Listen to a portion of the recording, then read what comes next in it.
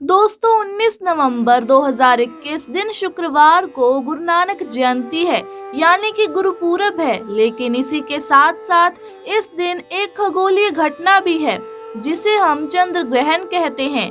जी हाँ दोस्तों, 19 नवंबर को लगने जा रहा है इस साल का आखिरी चंद्र ग्रहण।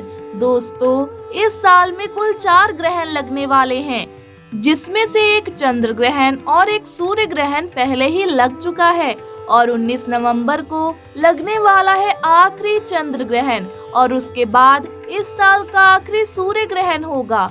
क्योंकि ये चंद्र ग्रहण गुरुपूरब वाले दिन लग रहा है, इसीलिए इसका महत्व और भी ज्यादा बढ़ जाता है। दोस्तों ये चंद्र ग्रहण कार्तिका मास की शुक्ल पक्ष की पूर्णिमा तिथि को है। अगर हम वैज्ञानिक दृष्टि से देखें तो ये एक आम सी घटना है जिसमें कि पृथ्वी सूर्य और चंद्रमा के बीच आ जाती है, जिस कारण से चंद्रमा पर ग्रहण लगता है। लेकिन धार्मिक दृष्टि से इसका बहुत ही महत्व बताया गया है। जब ग्रहण लगता है तो हमें कई तरह की सावधानियों का पालन करने के लिए कहा जाता है, विशेष तौर से गर्भवती महिलाओं को। आज हम आपको उन्हीं कुछ सावधानियों के बारे में बताएंगे। लेकिन सबसे पहले हम ये बात करते हैं कि इस ग्रहण का समय क्या होगा और ये ग्रहण कहाँ-कहाँ दिखाई देगा। दोस्तों अगर हम इस ग्रहण की बात करें तो ये ग्रहण सुबह 11:34 से लेकर शाम 5:33 तक का है।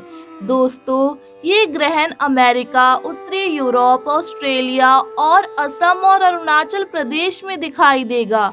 जी हाँ दोस्तों, ये ग्रहण पूरे भारत में नहीं, सिर्फ असम और अरुणाचल प्रदेश में ही कुछ समय के लिए दिखाई देगा। ये एक आंशिक चंद्र ग्रहण है। दोस्तों इस ग्रहण का सूतक काल भी माननीय नहीं है, क्योंकि ये आंशिक ग्रहण है।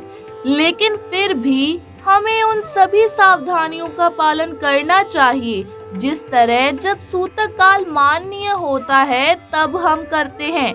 जब भी ग्रहण लगता है तो इसका असर पृथ्वी के हर जीव जंतु पर पड़ता है। दोस्तों धार्मिक दृष्टि से ग्रहण लगना एक बहुत ही बड़ी बात है। इसका प्रभाव हमें कई समय तक झेलना पड़ता है। किसी की जिंदगी पर नकारात्मक प्रभाव होता है तो किसी की जिंदगी पर सकारात्मक। इसीलिए आज हम आपको उन सभी सावधानियों के बारे में बताने वाले हैं जिनका पालन सभी लोगों को करना चाहिए। साथ ही इस वीडियो में हम जानेंगे चंद्र ग्रहण का प्रभाव कम करने के लिए कौन से कार्य करने चाहिए और ग्रहण के दौरान हमें कौन से कार्य बिल्कुल भी नहीं करने चाहिए। दोस्तों ज्योतिष शास्त्र के अनुसार हमें ग्रहण को खुली आंखों से नहीं देखना चाहिए, क्योंकि अगर हम ऐसा करते हैं तो इसका बुरा प्रभाव हमारे स्वास्थ्य पर पड़ता है। हमें ग्रहण के दौरान कुछ भी खाना या पीना नहीं चाहिए। हमें खाने वाली वस्तुओं में तुलसी का पत्ता डाल देना चाहिए, क्योंकि तुलसी का धार्मिक दृष्टि में बहुत महत्व है। ग्रहण के दौरान स्नान नहीं करना चाहिए। ग्रहण की तरंगों के कारण वातावरण दूषित हो जाता है। ग्रहण के दौरान वातावरण में जिन तरंगों का प्रवाह होता है वो ना सिर्फ जीवित बल्कि बेजान वस्तुओं पर भी असर करती हैं। चलिए अब जानते हैं कुछ छोटे छोटे उपायों के बारे में। सबसे पहली बात, ये बात तो हम जानते हैं कि ग्रहण के वक्त खाना नहीं बनाया जाता, लेकिन और महत्वपूर्ण बात जो कि जानना बहुत ज्यादा जरूरी है और ये बात बहुत ही कम लोग जानते हैं कि अगर आप रसोई घर में खाना नहीं भी बना रहे तो आपको चूल्हे को ठंडा कर देना चाहिए। आपको करना ये है कि आपको हाथ में जल लेकर भगवान श्री कृष्ण के इस मंत्र का जाप करना है। ओम नमो भगवते वासुदेवाय नमः। इस मंत्र के साथ चूल्हे को जल देना चाहिए। जी हाँ दोस्तों, मंत्र एक बार फिर से सुन लीजिए। ओम नमो भगवते वासुदेवाय नमः। इससे आपका रसोई घर ग्रहण के प्रभाव से बचा रहता है और आपके रसोई घर में नकारात्मकता वास नहीं करती। आपके घर में कभी भी अन्न धन की कमी नहीं होगी। दूसरी बात, ये बात सभी जानते हैं कि ग्रहण के वक्त खाना नहीं खाना चाहिए, लेकिन गर्भवती महिलाओं, बच्चों और बुजुर्गों के लिए खाना आवश्यक होता है। इसीलिए आप ग्रहण से पहले ही अन्न में तुलसी के पत्ते डालकर रखें।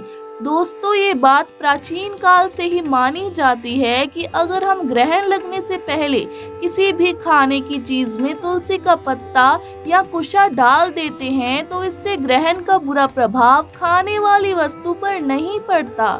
इसके साथ साथ जल में भी थोड़े से तुलसी के पत्ते जरूर डालें, इससे उन चीजों पर ग्रहण का प्रभाव नहीं पड़ेगा।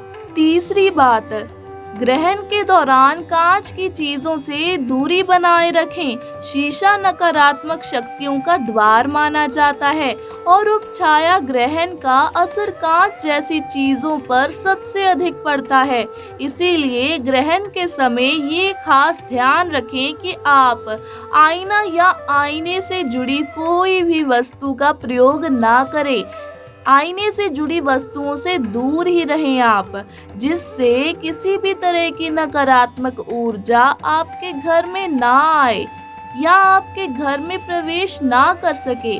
चौथी बात, ग्रहण के समय किसी से भी कोई भी चीजें उधार में या उपयोग के लिए नहीं लेनी चाहिए।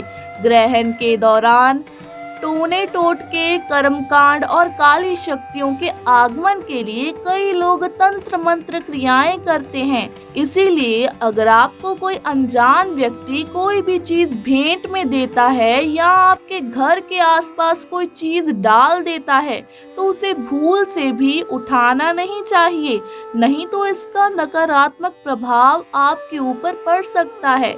अगली बात, ग्रहण के वक्त अपशब्द, कटुवाणी, बुरे विचार या किसी को कोई कसम या फिर वचन ना दे।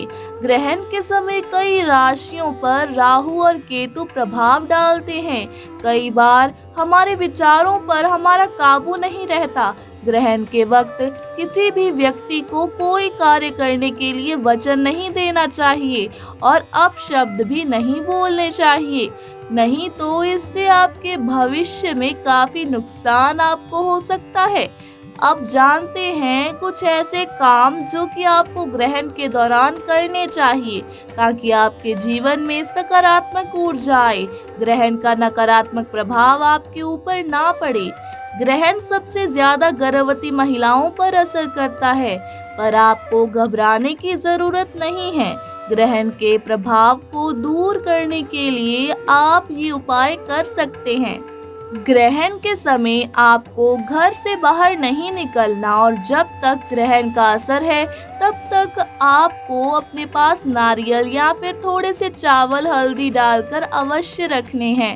इन्हें किसी भी स्वच्छ कपड़े में लपेटकर आप अपने पास में रखें और ग्रहण खत्म होने के बाद इन्हें किसी को दान में दें।